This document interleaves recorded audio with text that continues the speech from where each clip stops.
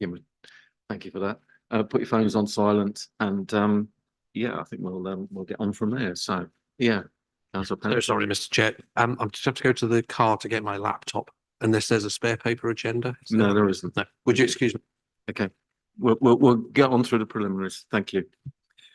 So yeah, we've got quite a packed agenda this afternoon, and we've also got one item that has pieces in purple papers, so we can try and avoid going into them inadvertently, and if we need to go there, then we can do that at the end of the meeting. So thank you for that. So we'll get on with the agenda. Receives apologies of absence. We have received apologies from councillors Boyle and Fletcher. And substitutes. Councillor Fisher. Thank you, Councillor Fisher, for coming today. Any public questions or public questions, if any? None received. None received. Thank you. Items of urgent business? No. None. Thank you. Declarations of interest. Does anybody have any declarations of interest on any items on the agenda today? No. Thank you. So the minutes of the last meeting, which was held on the 5th of December. So it seems ages ago, which it was, but anyhow, was anybody got any comments on those minutes? Are we happy that I signed them as a true and accurate record? Thank you. You're going to get those to me. Okay. Okay. We'll get it done. So we're on to the first item. Just sign these. That's done out of the way. So we don't have Councillor Penfold here, but he can pick up on this, I'm sure.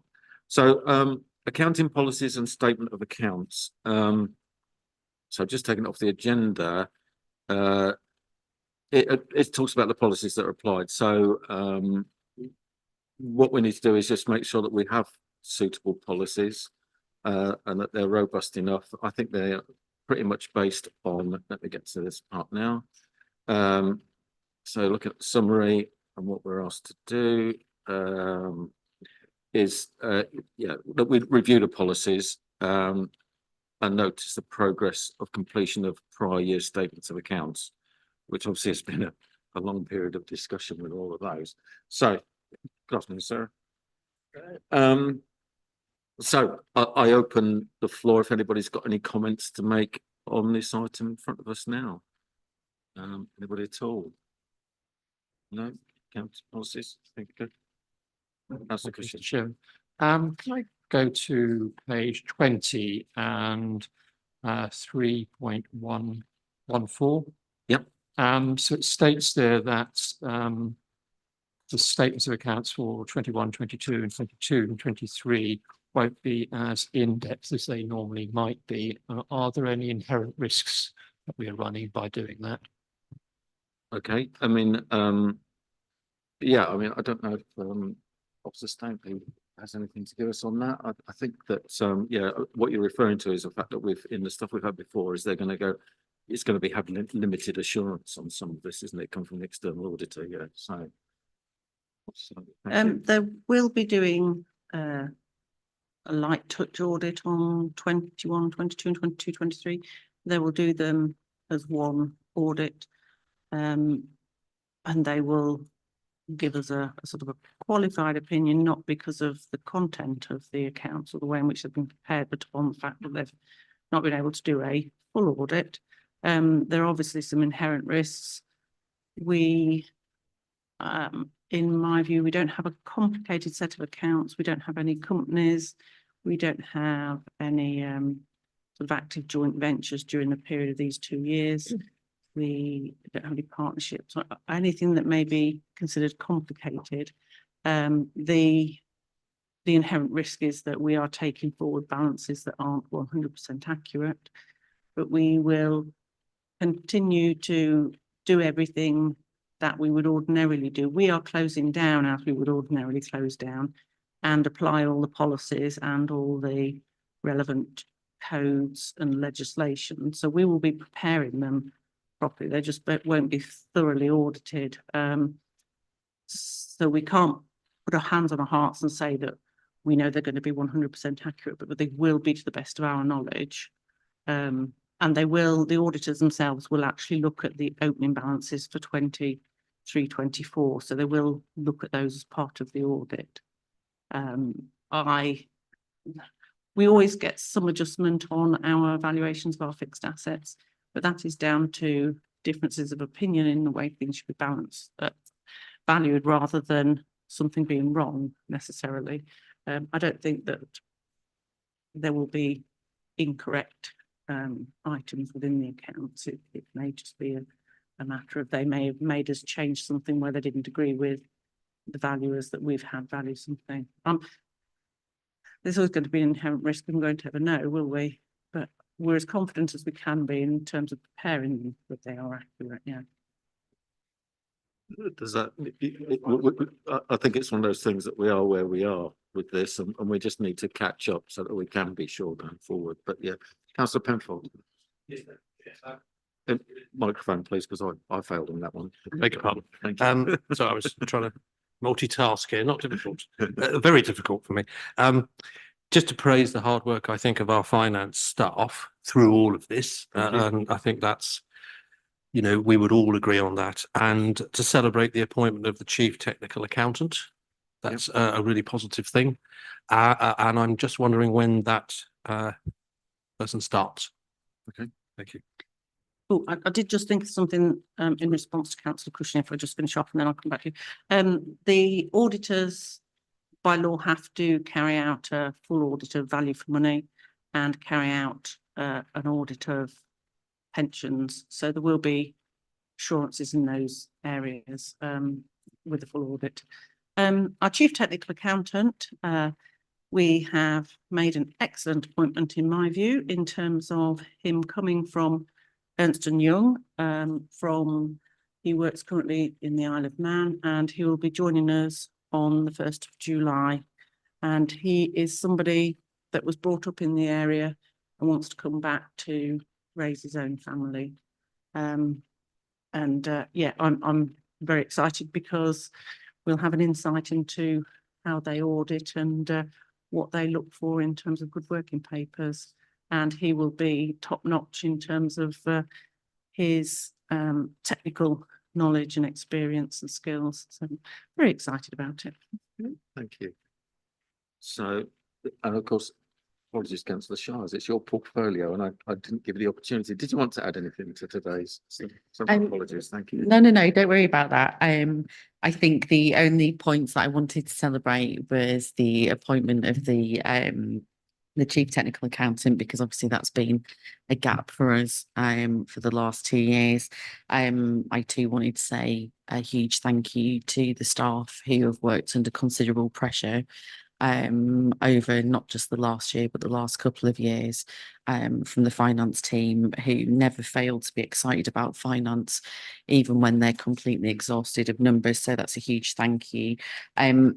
I just wanted to touch on the 3.13, the draft statement of accounts 23-24, and the indicative audit date being August with a view to sign off by November. That feels like a huge positive for us, considering we've been playing catch up for so long. But I just wanted to make sure that we do keep eyes on that as a committee, just to make sure that that doesn't slip. And it's not because our team here haven't worked incredibly hard. So that's a real positive that hopefully will be coming into a place where we are on time every time, which I know is an ambition of Officer Stankley. Yeah. I think that's an ambition for all of us, because, you know, we've been in this situation for such a long time. I have raised concerns in the wider arena about the challenges for the auditors with the number of accountants that are around, whether they can actually achieve that. It's all very well setting it in statute if there's not people to do it. But like you, I hope we do get to that date and we do move forward. But obviously confidence in our team and what they've done. So thank you. Was there anything else on that item that maybe we wanted to? So essentially, are we content that let me just get to the top of it again, that we are is requested to approve the accounting policies that will be applied to the statement of accounts for 23-24, which are pretty much set in statute. So, and I've been through those policies. Are we content with that and we're happy to approve that. So do we need to propose in second? No? No, okay, so no, everybody's happy with that. Okay, so we approve that.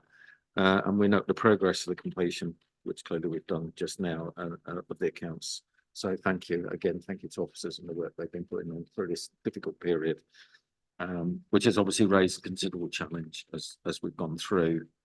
So thank you. Right, let me get to the next item. Thanks. Corporate risk register. Okay, well, it's before us. I don't think I have any opening remarks. If we can just, obviously, as I say, we've got a large agenda. So if we can keep to the significant things that we need to pick up, anything that jumps out anybody that thinks it's moving in the wrong direction. But I don't have an overview on that, what we're just apart from reviewing it. Yeah, to consider the council's corporate risk register. So does anybody have any comments on it? It's in front of us. I think it's fairly clear, Christopher. Thank you. Councillor Christopher. The risk register. Yeah, quite a few comments on it. I wouldn't mind us walking through it if we could. Okay, yeah, Um, well, that's going to be helpful. Let's go with it. Thank um, you. Well, first of all, I'd like to, if I may, say, I mean, the new format is far easier to read and understand. So something I've been banging on about for a very long time now. So I'm delighted to actually see that. I'd like to say. Just comments as we go through one or two. So we go through the first one on that. We've got the medium-term financial plan. I'm surprised the score is only 16, given that the maximum score could be, what is it, 5 times 5? Because if you're looking at the scoring at the back, where it says, I'm looking at probability very high and impact very high, I'd have thought that would have been both very high. Just it's a small point anyway, but in terms of that. So who actually defined the scoring then of those? Who defines the score? Who defines the scoring of these? The person responsible for the area. So in this case, it would have been me. Yep. Yeah, that will be down to area managers, wouldn't it? I just wondered if you had any comment on the fact that that could be a bit higher than it actually is, given that's something that we waxed lyrical about at the full council when we assessed the budget. So we're looking at page 42, CR 015.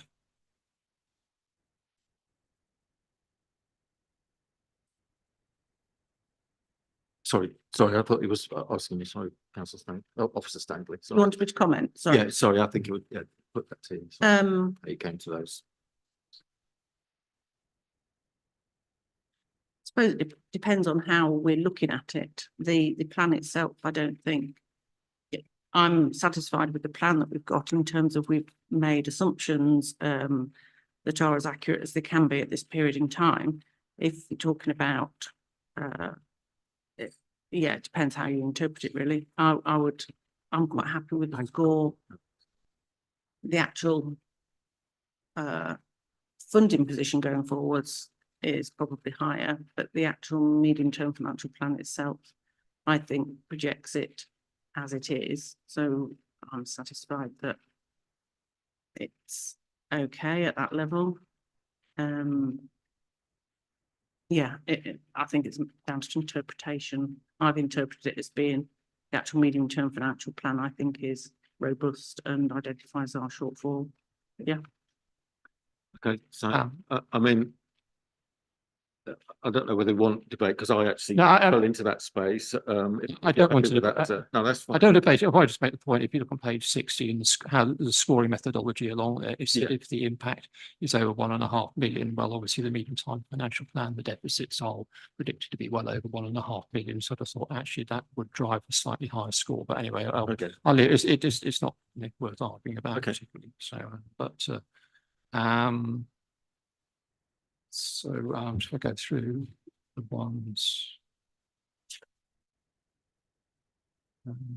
Yeah, if I may come to page 47, you've got people resources in there. Again, that one I'm surprised is really so low, given that you're saying we seem to be struggling to often recruit into senior positions. Obviously delighted to hear we've got a senior and technical accountant now, but it has taken us a long while to find one, given the restrictions in the marketplace. We do seem to have a number of senior positions vacant at the moment. So I'd have thought again that would be, and given that the chief executive often tells me it's very difficult to recruit people to North Norfolk, given our locality, I'd have thought that would have been a higher score there as well. Well, that's obviously someone people resources that's not here to be able to. Well, yeah, to the answer that. HR manager, for example, has left, so we have got. Yes, yeah, clearly that's, and of course, these aren't reviewed just by us, they're obviously, you know, the CLT will look at this as well.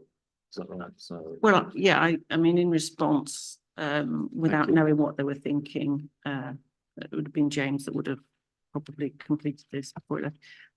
I think this may be lower because our turnover rates and our absence rates are not as high as they might be, or as at other councils, and maybe that's why it's been scored low. So we've got a very stable workforce with just the exit of one or two members of staff for their own personal reasons. That's all I can deduce from that, yeah. If I can go on to number page CR 026, impact of economic fluctuations. I guess I'd probably argue that's not really a risk, it's an assumption. I mean, that will always be on there until all of us long left the council, that'll be there forever, I think. So I'm just wondering what the value of having it on there actually is, even I say it on a project term basis, it's not a risk, it's an assumption, but anyway, ask a comment. I'd be quite happy to take it out if Yeah, that's what I see to do.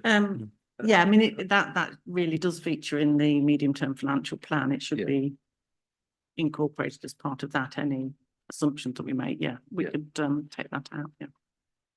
Does the committee agree with that? Is that something that we feel that can be removed, not something we need to review? Yeah, okay, thank you. So we'll do that. Thank you.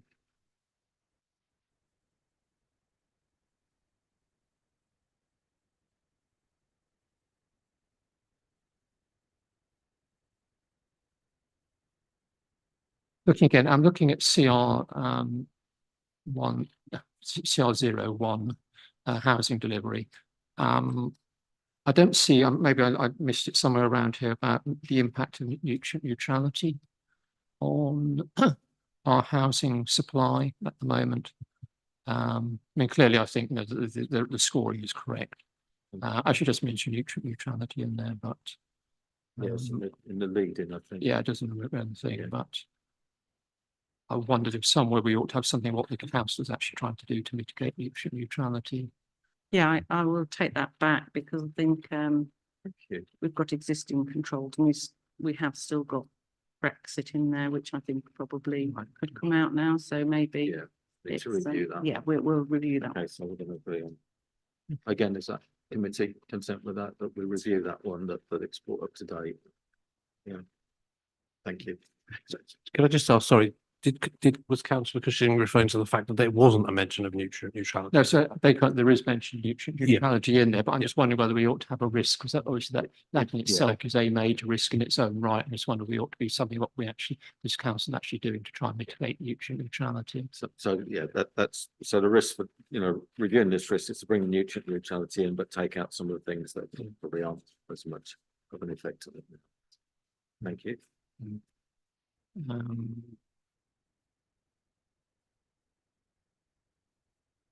Yes, I mean, one other thing, if I may, which is really sort of flows through from what we're going to be talking about tomorrow night, which is not part of the current risk set, but we're talking about the Fake and Flash project. And obviously in there, it's written down that we haven't yet got formal confirmation of the government funding for that.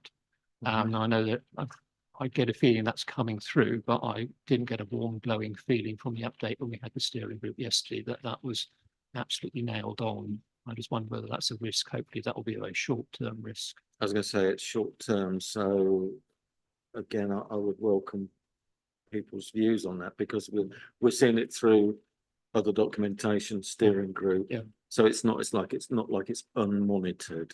Oh yeah, I Something that we need to understand. keep an eye on. So I don't feel it's because it's short term, it's something that's necessary in the risk register at this time, but I welcome others' views. Is that? I think I'd agree with what you've just said. Yeah, Yeah. yeah, I think it's being monitored, and until if we lose that assurance that it's likely to be coming, then maybe we need to consider Okay, whether the fair project will be delivered, or they suddenly come back with a smaller amount of money, or then it becomes a risk. But at this moment in time, it's just part of that project development thing. Lovely, thank Was you. that everything? That's me done. Thank you very much, Nick. Councillor Penfold. Yes, thank you. Just a sort of comment and a question really, and I'm just going to link over to overview and scrutiny as well, if that's Yep, okay, that's fine. around We need to page. type one up. Yeah, thank you. Page 42 and the medium-term financial plan. So, firstly, to thank the portfolio holder for the request they made to ONS regarding the action of monitoring the savings and income. And also ONS, at the request of the portfolio holder, we've been asked to explain what we want from the MTFP and also formatting perhaps of that and how that is presented to Yep. us. So that's just for information, really. That's something that we have underway. And my question would be just around the introducing monitoring and savings and additional income in the 24-25 budget, when we might expect that to for that information to start to come through.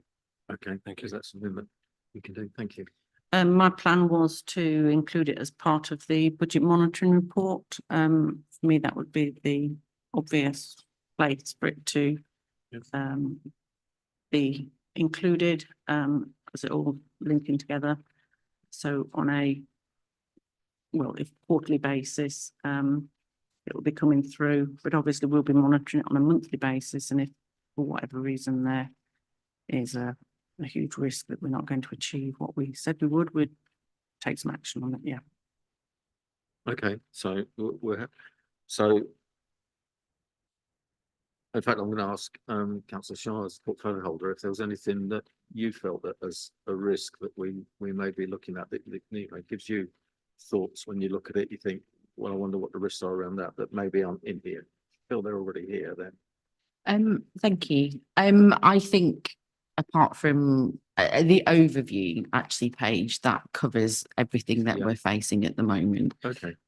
massively well. But I might just, when you spoke about the Fakenham Leisure Centre, there is an item in the risk register for Sheringham Leisure Centre. So it may be prudent to include that. It's just for continuity. That's all I was thinking.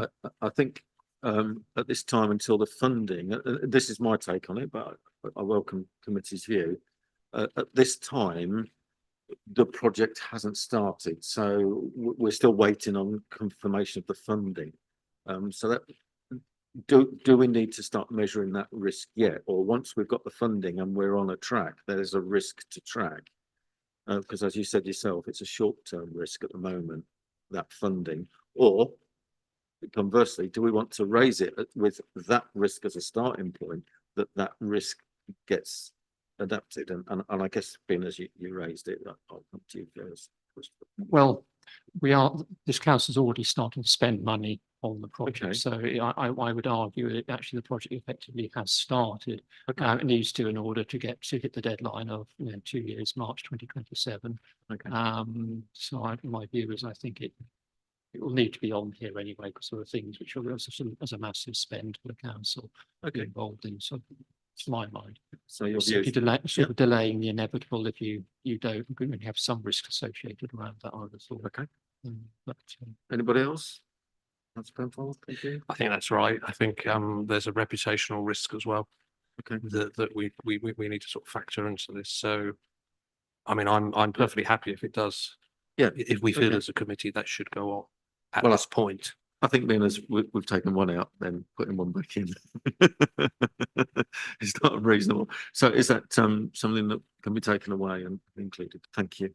All right, thank you. Good to do that. Anybody else? Anything else on the risk register? Are we content that's there? And that, well, obviously I get Councillor Cushion and where it should be, but I think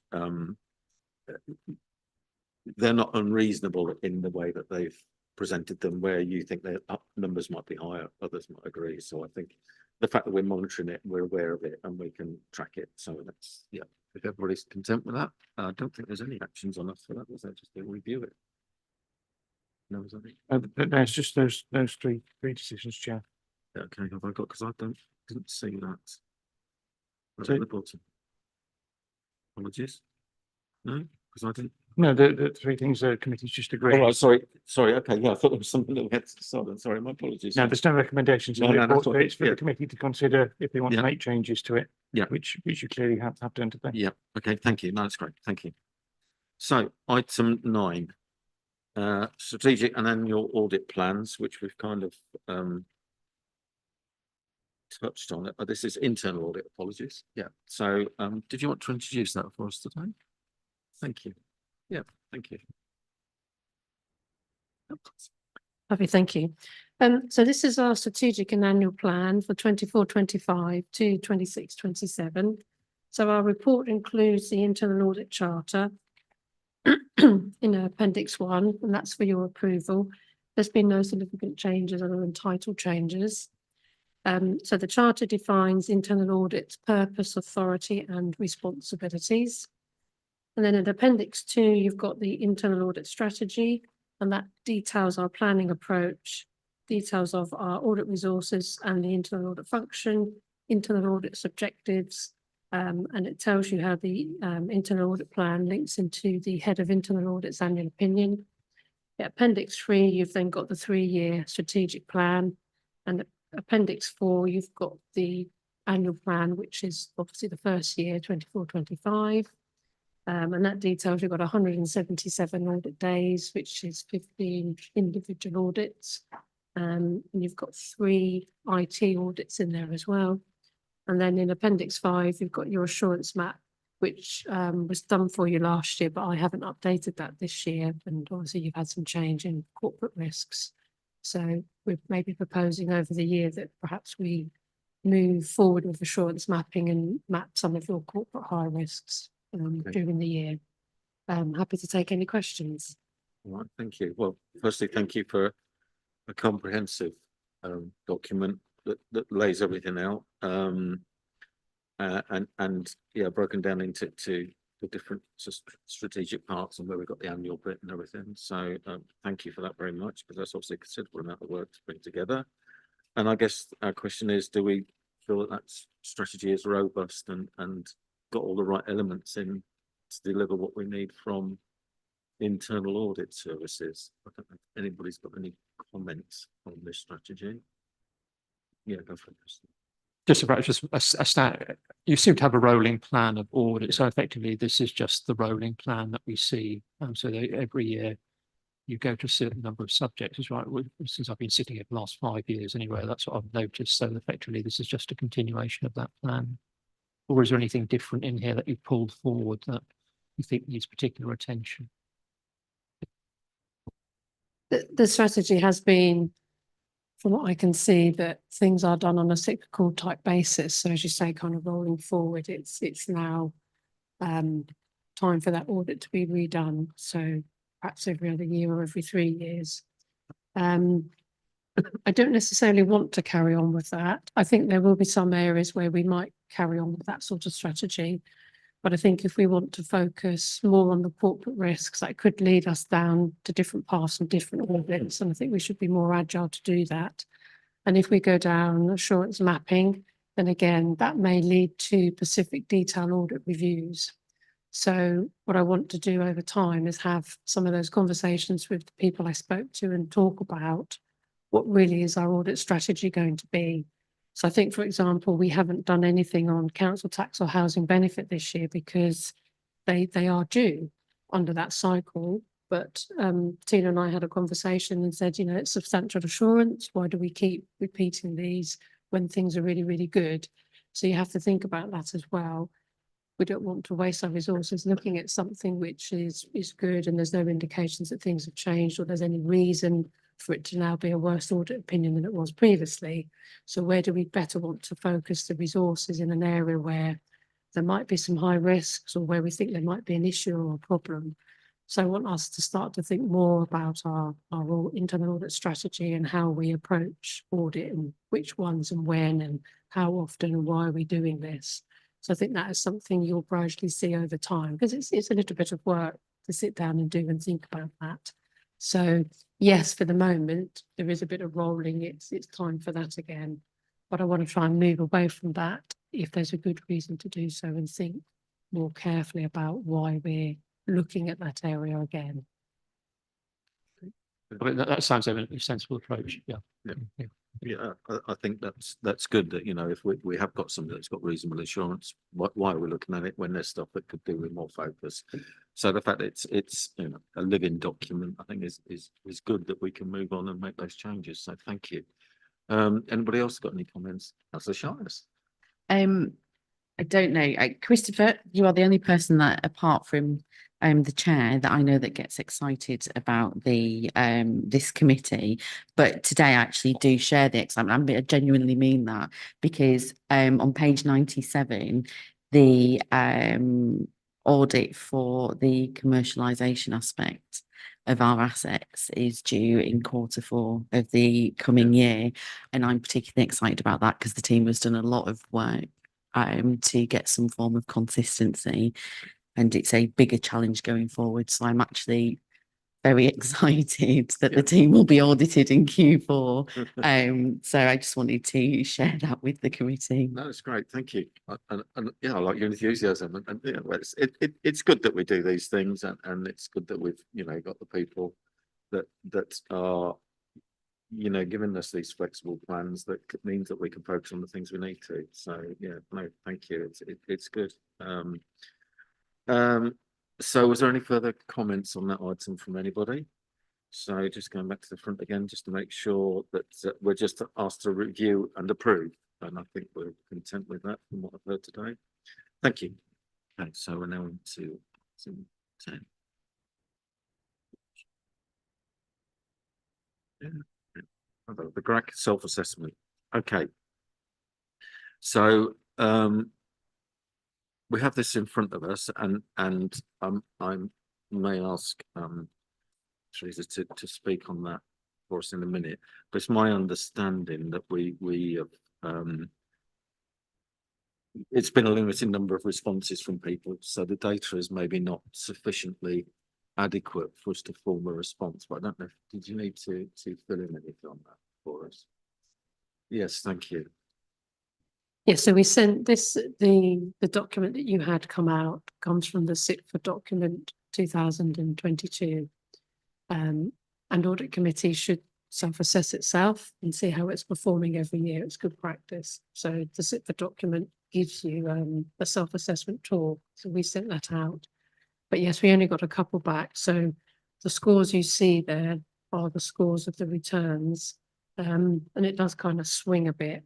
Obviously, one person is very happy, lots of 5s, and the other people who did it are mixed. Or the other person who did it is mixed. So I think we are saying, if we were to reissue it, would everyone do it so that we could have a good view of where everybody feels the performance of the committee is, and then we can identify training needs. And it might be that we do a training needs analysis, which again will help us identify where the understanding isn't.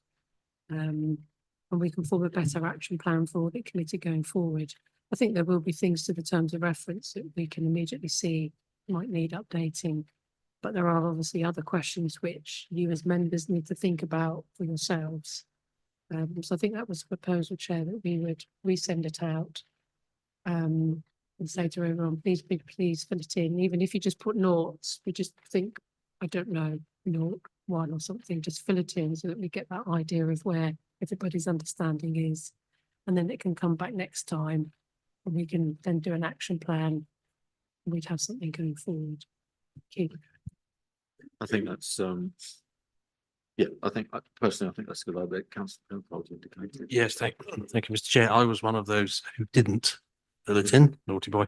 I know, detention for me. I apologise for that, and thank you for giving us a second bite of the cherry. I will do it. Okay, thank you. Did it, anybody else was there? Well, I was a good boy. I did do it. So, but yes, I do think we need all of us to complete that. I think in order to, they'll probably come back again. Yeah, you're right. It's an important document. You know, if I think if we, you know, if we look at the headings and the value that they would bring about in terms of whether there's a training requirement, Officer Snowflake. Yeah, could I just say that we did have oops, sorry, unfortunately, we just got it a little bit too late to include in the report, so we've had 3 responses, yeah, but that's not reflected Okay. here. So in terms of this item, then what we're going to do is we're going to say we're going to reissue it. Is that what we're agreed with? We're going to reissue it, try and get everybody who's on the committee substitutes and everything to put into that. And Councillor Pimpole. Sorry, I'm not being facetious, but does that mean councillor Cushing has to do it again? Yeah, absolutely. Oh, really? Oh, I'm doubly sorry then. But that way we can check to see if he's putting the same answers now. No, so if we could all do it, because actually I was guilty as well, I must confess. So yes, yeah, so disappointingly we haven't supported people that are trying to help us with stuff. So we all need to know that. So yeah, thank you. So we'll that's a decision on that one, I think, which that we'll get that reissued and it will come back at a later date. Thank you. Did you want to put, before we go on with that, did you want to put a time scale on that? Would you, is there any preference? Okay. Okay, thank you. Okay. Okay, anti-money laundering policy. Mr. Jordan, did you want to introduce that for us? Thank you. Yeah. In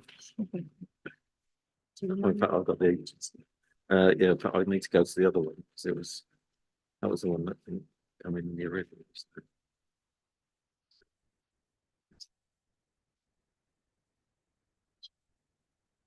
I've got it on. I've got both electronic versions here, but this one, yeah, thank you. So let me do it. I'm going to stick with them. Okay, thank you. Yeah, so this Thank you. this report relates to the anti-money laundering policy. The purpose of it is to prevent criminal activity with reference to the money laundering regulations. And money laundering, it's to prevent the proceeds of crime or terrorist activity or funds being laundered, washed, and then integrated into the mainstream economy. And the most relevant legislation is, as is detailed here, is the Proceeds of Crime Act and the Terrorism Act and the regulations. So section 5 of the report, it might not be the report of the policy, sets out what our main obligations are. So principally to appoint a money laundering reporting officer, so a person at the council to whom concerns of money laundering can be reported to maintain a client identification process in certain circumstances. So for example, where we have a new customer, or if it's a transaction such as a property sale, where we need to do those extra checks, to have in place a reporting procedure and to have a record keeping procedure.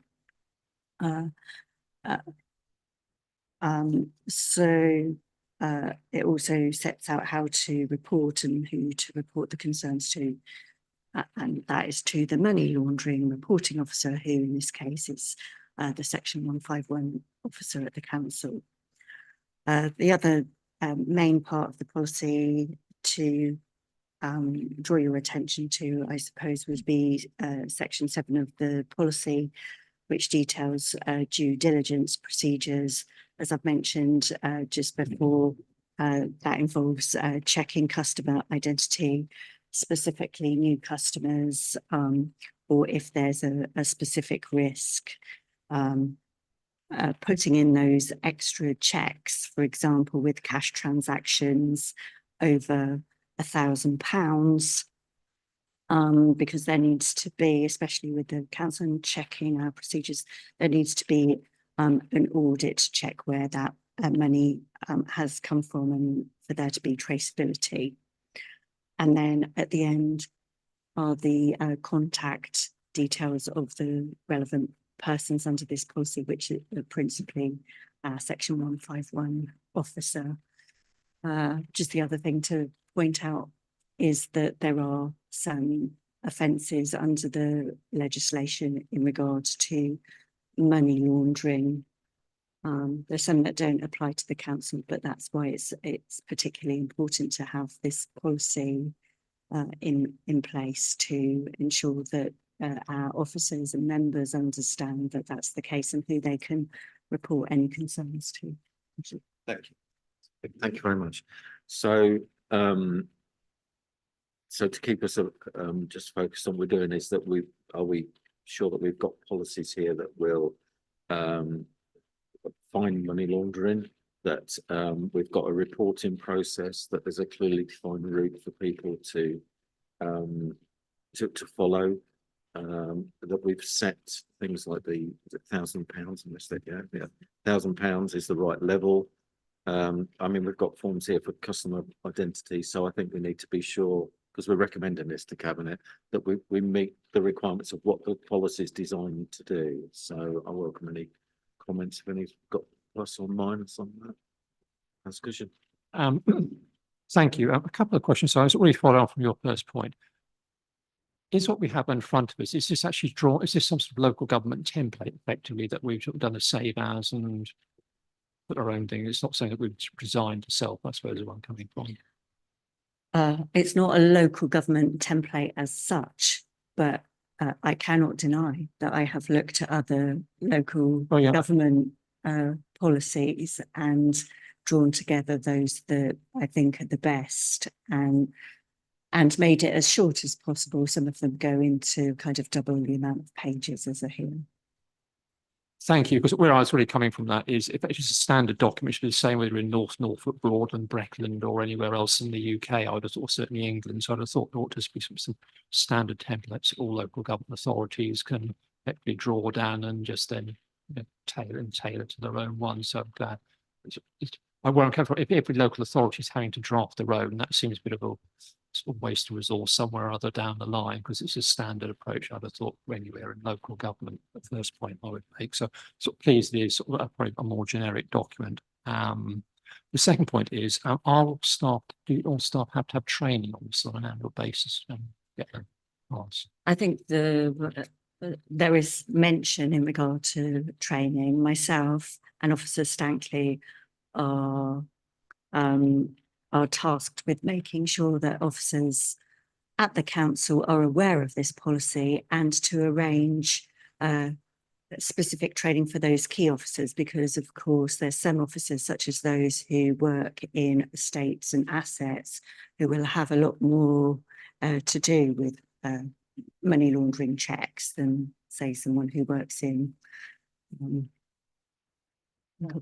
environmental health. Thank you. I know when I was working, we all had to do it regardless of wherever we were in the organisation, but it's slightly different. I have to say, if I had a wedge of cash to be money laundered, I'm not sure I'd be taking it to my local government authority to try and wash it. I think there are probably better outlets than that. So I'm sorry that the risk is probably very small. I think we do view it as low risk at the council, and I think paragraph 11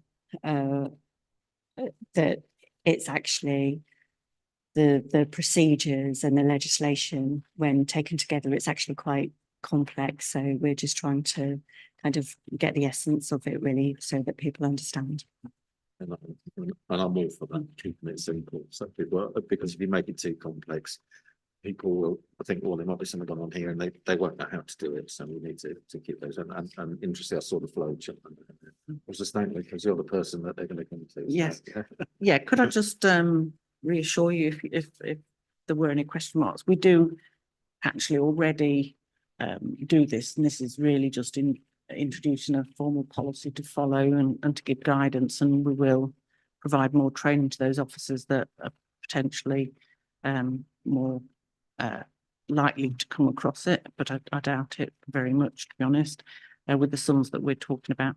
For example, with treasury management, you know, that anybody that any counterparties will have done our due diligence in terms of with our brokers and with those counterparties, and also with our treasury management advisors, and with property, you know, they work with us solicitors of the either who we're buying from or selling to in terms of making those or undertaking those money laundering checks already. So we are there or thereabouts, and the formal policy will just make sure that we are covering every aspect if we have indeed been missing anything anyway. Thank you for that clarification. Does anybody else have any further comments on that one? No. So, okay, we have to review the policy before recommending to cabinet. Do we need to do any voting for that? Yes. No, everybody happy that we send that to cabinet? I don't see it. Looks unanimous, so thank you. So, next item 12, counter fraud, corruption and bribery strategy is, in effect, we're looking at the same things. You know, are the policies there? Are they robust? You know, have we got the recording? Have we got the reporting? Did you want to introduce anything? Mr. Jordan, thank you. I think last June, we did a lot of work on counter fraud and anti-corruption and put in place and updated the policy and an action plan. However, I think that the strategy was actually missed off that list, and so that's why it's before you today. And I think there's been some minor updates in regard to contact details at the bottom of it. Yeah. We didn't have my. It had previous chair's email address. I think it's on them as well. Yeah. So, yeah. So, and any comments that anybody wishes to make on this one? I think we've got something that's fairly solid and robust. I think that's, you know. So again, we're review before sending to cabinet. I think it was again. So again, I've had nods from everybody, so we can take that as well. Thank you. Oh, there's more. Sorry. Oh, just could I add that we did actually ask all officers to undertake some training on this, didn't we, last year? Yeah. Okay. Just for Yeah. again Yeah. assurance for members of this committee. Yeah. So thank you. You couldn't get away with it because I think I got 3 reminders. Yeah. That's right, we made Which it. is probably what we need to do for our self-assessment. But Yeah, we made it as obligatory training for all Yeah. officers. yeah, thank you. Yes. Oh, sorry. Thank you. There's reference to me at 5.2, but Okay. that can't be right. Okay. Let me just get some. Policies, head of internal audit, I can't be responsible for a council policy strategy. Get there. So I don't know who that is. Reviewing and updating 2. 146. Is that well? Yeah. Oh, I got 146. You say so. Thank you. Yeah. Just make sure we're at the right 5.2. page.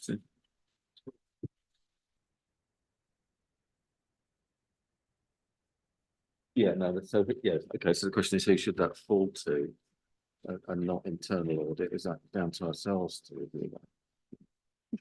I think it's our policy.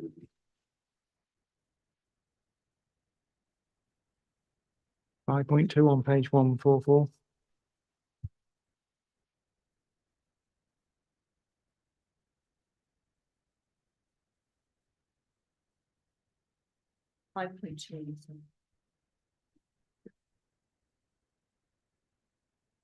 Yeah. I think internally we're responsible for. So I suggest we change that to the Assistant Director of Finance. Maybe at 5.6, that might need to be updated there. So I think the bit about concerns is fine because that's like whistleblowing concerns in that respect. But maybe at 5.6 as well. So 5.6 as well.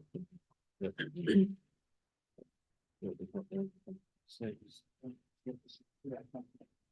Yeah.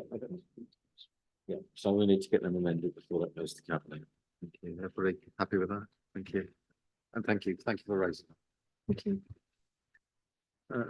Right. So that was right. So we're on to the procurement exemptions register.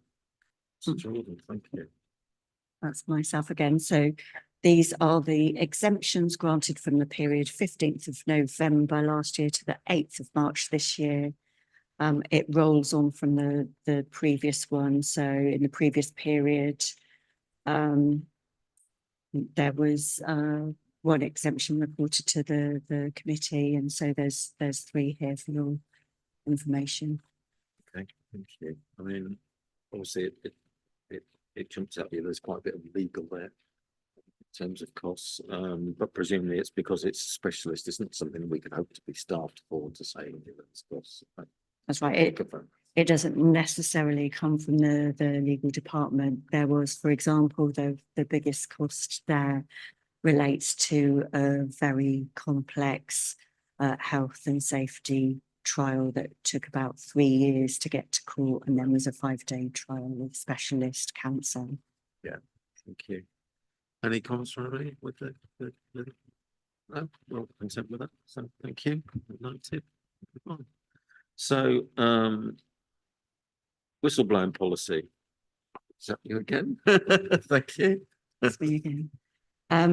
The policy is up for review. I looked through the policy, and there are some very minor details. So under 1.1, I've added to the words "this policy and associated procedures have been developed in the spirit of this observation, one above, to promote a culture that actively encourages the challenge of inappropriate behaviour."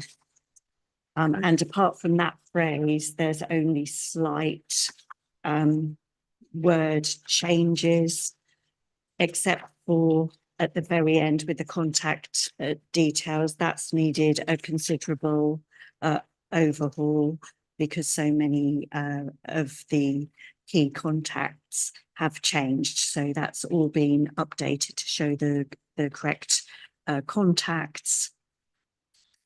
One thing that I should mention is the Public Interest Disclosure Act. I think it was 1998, has been around for quite a while now, and there have been some concerns as to whether the whistleblowing procedures detailed in that legislation are still fit for purpose, or there is a question even whether they were fit for purpose, as there have been some problems along the way, and the government currently reviewing the matter. There's been a consultation, and the results of that are out imminently. When they are published, then we may need to bring this back to GRAC if there need to be further changes. Thank you. Councillor Shaw, it's got your name on there as portfolio holder. Did you wish to add anything? Or? I don't think there's a policy in here that hasn't got my name on it at the moment. No, I think it's the part of it which I was very grateful for more so is the procedures at the end. And it talks about, sorry, let me flick to the page, about member involvement and where we should be involved and where we shouldn't be involved, and who would be in charge of any further investigation, etc. So my request would be that there is a shorter version just sent round to members in the way of an email, just to, but rather than them reading a strategy and procedure, which I don't believe will be easy for them to digest, just a 1 paragraph with, you know, instruction on what to do should somebody approach you or should you spot something.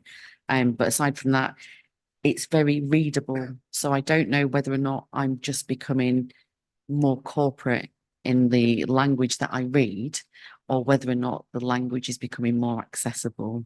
I'll leave that to the committee to decide, but from my perspective, it's quite readable.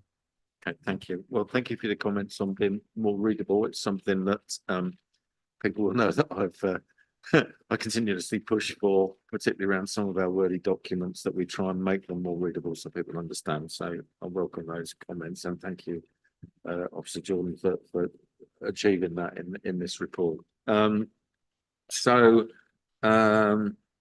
Yeah, I think the email to members is important so that people know where the demarcations are, but I'll ask the committee's views on that in a moment. The other thing is that at the end, where you had to make considerable changes to the list of people and that, is there a way of preventing that? you know, someone leaves, that we make sure that if they're on a list or someone new arrives, that the right person's put in. Because you could get someone come to that policy, you know, 6 months, 9 months down the road, and there's been some changes. If that's not updated, they could end up frustrated with trying to engage with the policy. I think I could update it as and when positions change. They could be missed with all the other stuff going on.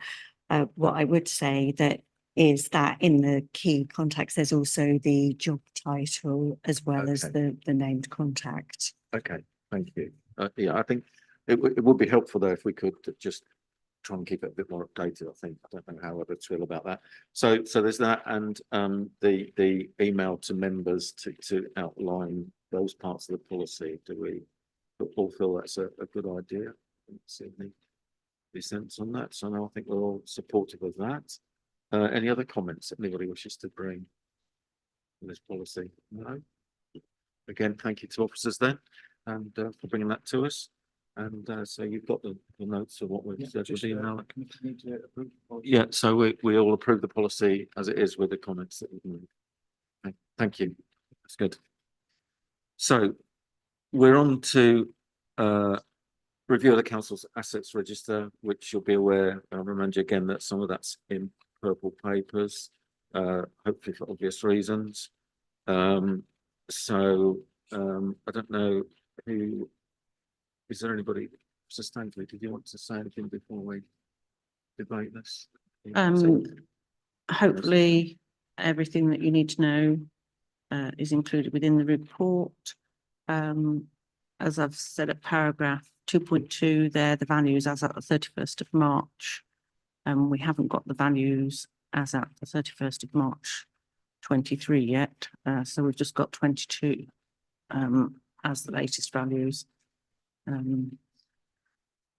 The assets themselves are all valued on the basis of accepted practice as shown on table 3.2. The report is pretty much the same as last year.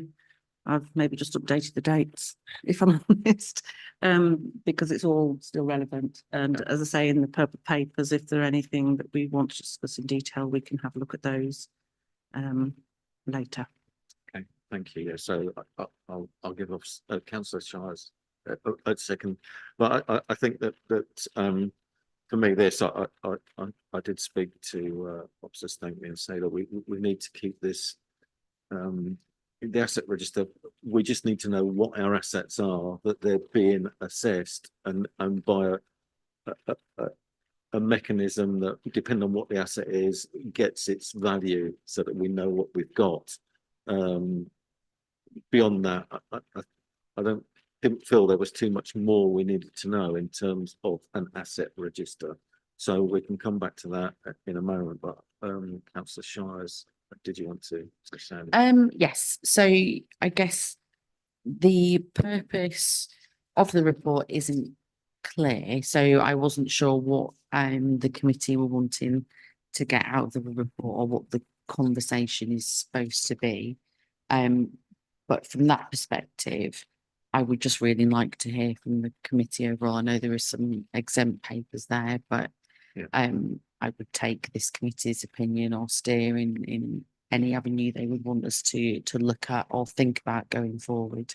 That's the only bit that I wanted to add, apart from when you see in the purple papers the range. Sure. You can see how much there is. Yeah. Yeah. Which is quite impressive. Yeah, absolutely. No, yeah, and that's why we don't. I don't feel as a committee, but we can discuss it in a minute. We need to be talking about each individual asset. This is about whether an asset register is being maintained. And so that where I think it is. That's my own personal view. Obviously, we'll put that to the committee, and that. But I got it brought in that format so that we could start from there. Councillor Penfold, you indicated. Thank you.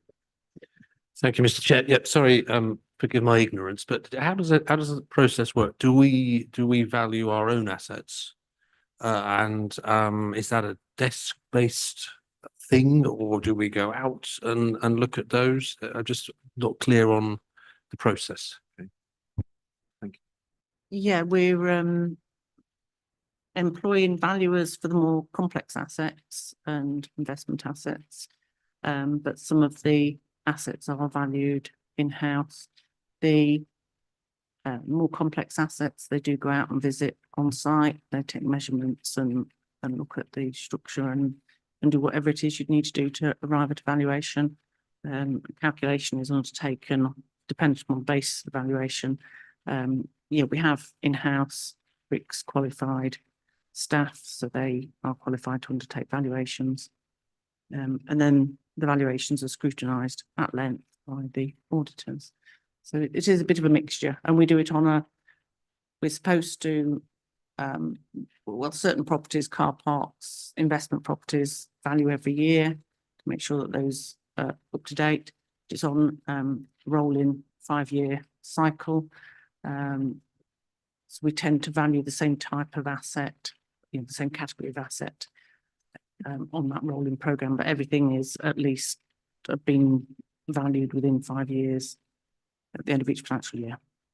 Thank you. That's very helpful. So for a car park, for example, presumably that includes everything within that car park. So if we have introduced, say, for example, North Horsham, new toilets, changing places, facilities, is that all included within the asset, or is it the value of the land itself? Because it's an income generating asset, same with sort of properties that generate rental income, it would be based on, it's a calculation based on the earning potential rather than the actual asset itself. Yeah. It wouldn't include, because it isn't based on the value of the land and what's on it, it would be income based calculation. It wouldn't include the toilets. The toilets would be valued separately under a different category. Yeah. Okay. It's just interesting that I didn't realise it was based upon the value of the income Yeah. rather than the value of the site, but not with the potential value of that site, say for if it went to another use. Sorry, Yeah. Sorry. Sorry. Yeah, it's always with local authorities, it's always valued on the basis of existing use. It's never valued on its potential. Car parks are never valued on their potential for being a housing development. It's always on existing use. So where we've got, sorry to I'm just clearing a few things in my head. Yeah. So where we've got that intangible assets, and we're talking about the value of our software, that's an actual thing that we are valuing there. We are valuing the cost of that software that it's cost us. Yes, with intangible assets, which are things that aren't physical, they are valued on a cost basis generally. So it would be a cost basis, what they cost to us. And then we write them down over a period of usually 3 years with IT, because it's not worth anything usually after 3 years. Yeah. So yeah, so that's really a number of what I feel we should be doing for this committee, is that we know what all our assets are. We need to ensure that there's a robust system to make sure that we list everything, and that we then have a robust way of checking its value within the terms of, as we've had explained, local government, not necessarily what it would be necessarily commercially, what its value is to this council. So yeah, I don't know if there's any more comments of people how we feel we should be dealing with the risk register. So I was a little bit like you, I was a bit bemused as to quite what we're expected to do with this, I suppose, other than know that we've got it. Well, I mean, I'm not sure out value. I won't go to purple papers, but what do we do with the values that are written on there, I suppose, is my question. And what value, other than obviously keeping a list of what we've got, but we value them. So where do those values feed into? What benefit do they give to the organisation? I mean, from an accounting perspective, it obviously appears on the balance sheet as a value, so it gives us our balance sheet. But in terms of from an operational or service perspective, we should be looking to see whether actually that asset is being sweated or used, whichever term you want to use, you know, to its full potential, in terms of, you know, is it something that we should keep for that service delivery, or is it something that we could gain more benefit from by using it in a different way, or is it an underutilized asset or one that's surplus to requirements that we could potentially dispose of? Yeah. no, Thank go you. ahead. I mean, that's interesting because to me, the value of something like an asset is the value is what I can, what it can be sold for.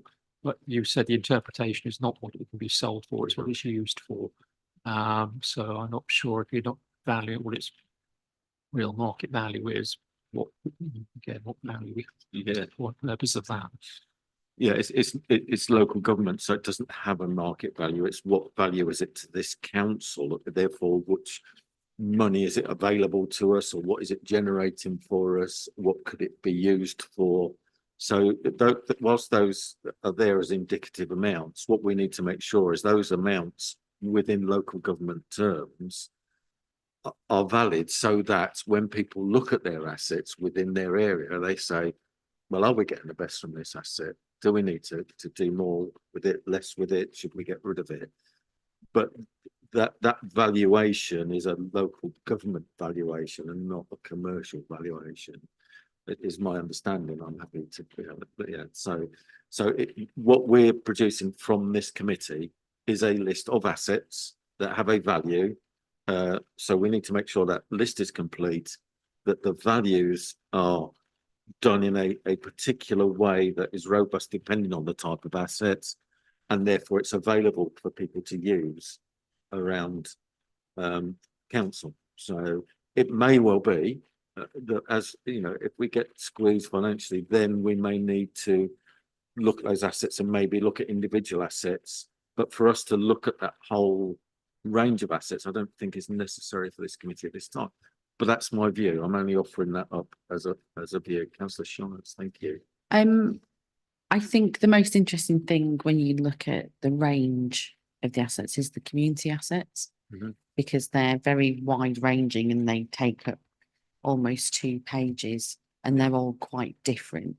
So if there was something that you would be minded to look at, perhaps it could be that. Yeah.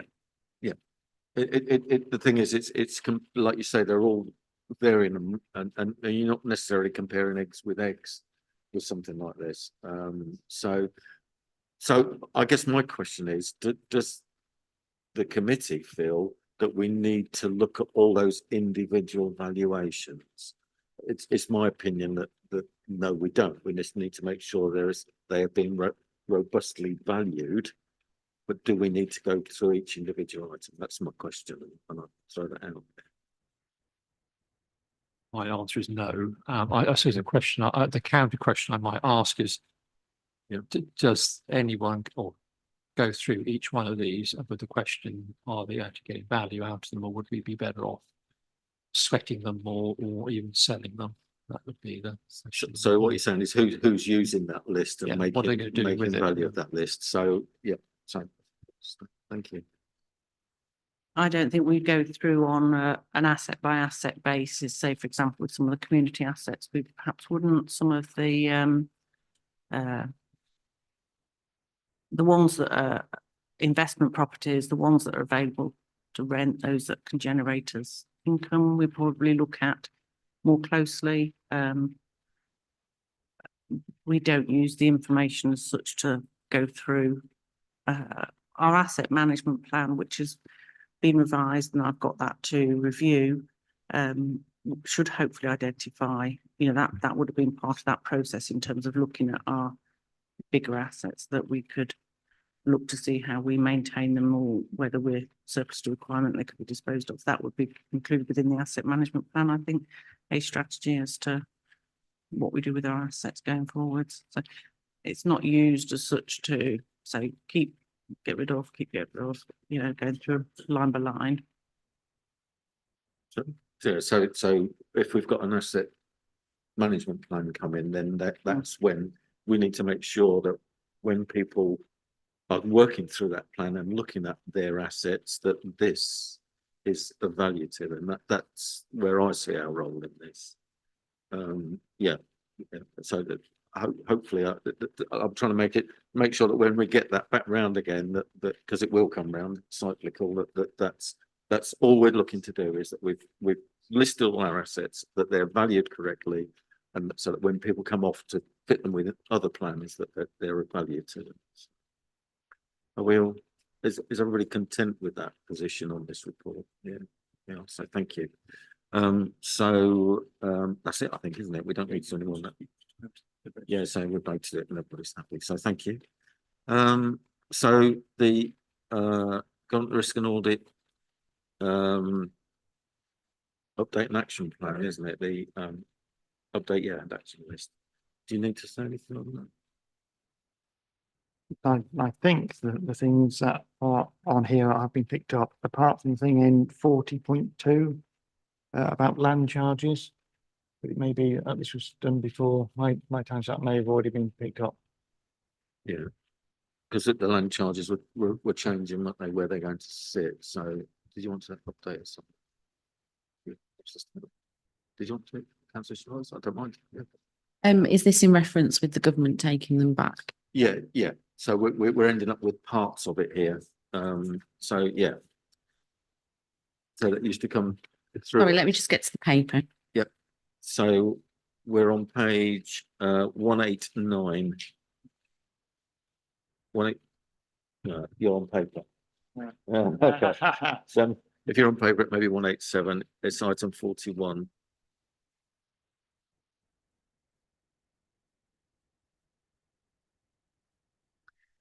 Oh, okay. So it's item number 2, yeah, to request that a review is undertaken of how land charges are monitored and how this will be reported in the future.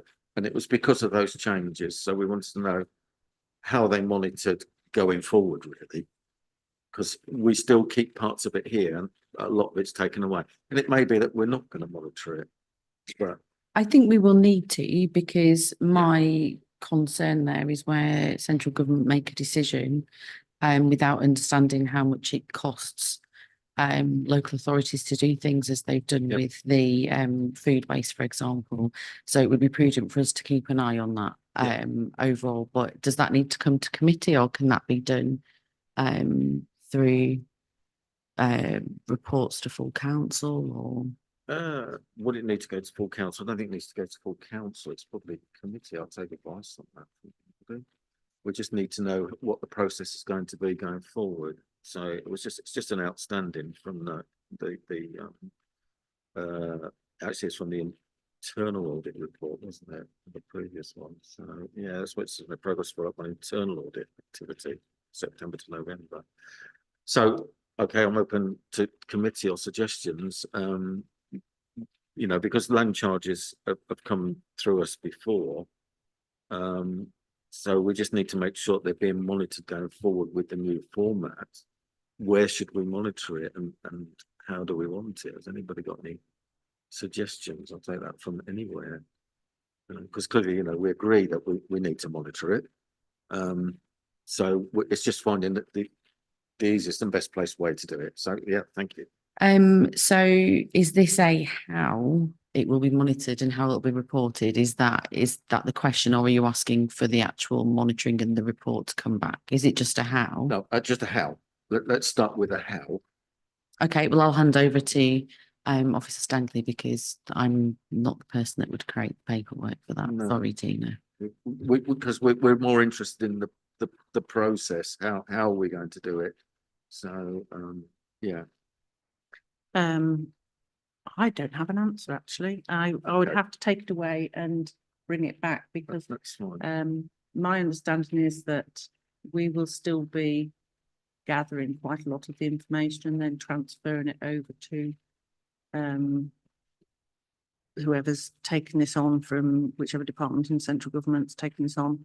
And I'm not sure that it's actually been thought through yet in its entirety. So we'll have to come back on that point. Yeah. No, and I'm personally content with that, because I know it's in a transition period, but it's something that we were monitoring before. We know that system's changing, so we just need to know how we're going to deal with it going forward, and that may take some time.